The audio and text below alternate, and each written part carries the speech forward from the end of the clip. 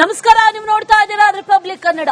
ನಾನು Ashwini Devadiga. Doctor G Parameshwar ಅವರನ್ನ DCM ಮಾಡಿದ್ಯಾರು? Parameshwar ಪಟ್ಟದ ಗುಟ್ಟನ್ನ ಸಿದ್ದರಾಮಯ್ಯ ಈಗ ತೆರೆದಿಟ್ಟಿದ್ದಾರೆ.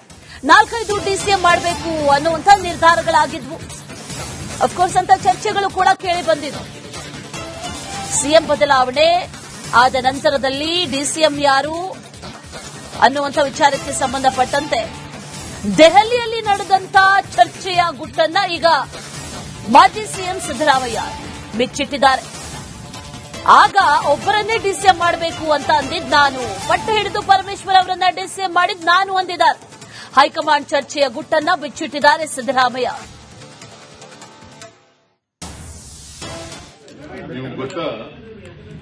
ನೀವು ಗೊತ್ತಿಲ್ಲ ಮಾಡಿ ಹೋರಾಟನ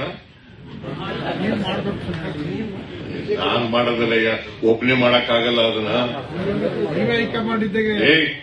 ಸುಮ್ಮನೆ ಏನೇನೋ ಮಾತಾಡ್ತೀರಿ, ಕೂತ್ಕೊಂಡು ಏನೋ ಮಾತಾಡ್ತೀರಿ, ಸುಮ್ಮನೆ ಏನೋ ಮಾತಾಡ್ತೀರಿ. ಈಗ ಡೆಪ್ಟಿ ಚೀಫ್ ಮಿನಿಸ್ಟರ್ ಮಾಡಿಸ್ತವ್ರು ಯಾರು? ಪರಮೇಶ್ವರ್ಗೆ.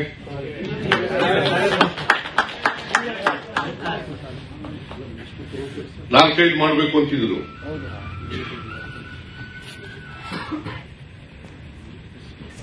ಒಬ್ಬರಿಗೆ ಮಾಡಬೇಕು ಅಂತ ಹೇಳಿ ಮಾಡಿಸೋದವ್ರು ಯಾರು?